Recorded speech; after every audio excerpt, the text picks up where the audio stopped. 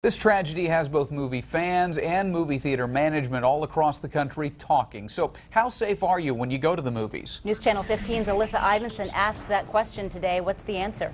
Well, a manager at Jefferson Point Mall, where the Rave Theater is, says you are safe to go shopping or go to a movie. And moviegoers I talked with today say they don't plan to change their habits. I was horrified. It's awful that something like that can happen. A nation in shock. I think it's a travesty.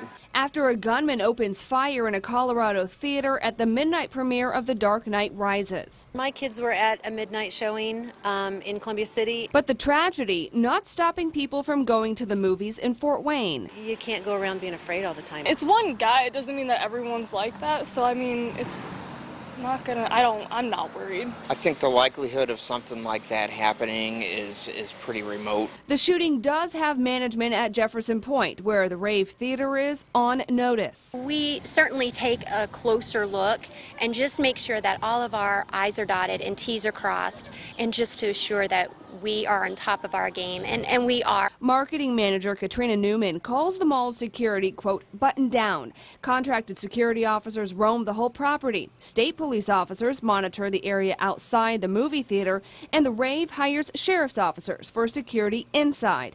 The theater and mall also already hire extra security for big events like movie premieres. I don't think that we could do anything drastically to improve because we are already great at what we do here. Moviegoers we talk to also don't think theaters need to revamp policies. It's just one thing. I don't see that it should be a nationwide problem. There's evil everywhere, and we can stay in our homes or we can choose to face it and snuff the evil out.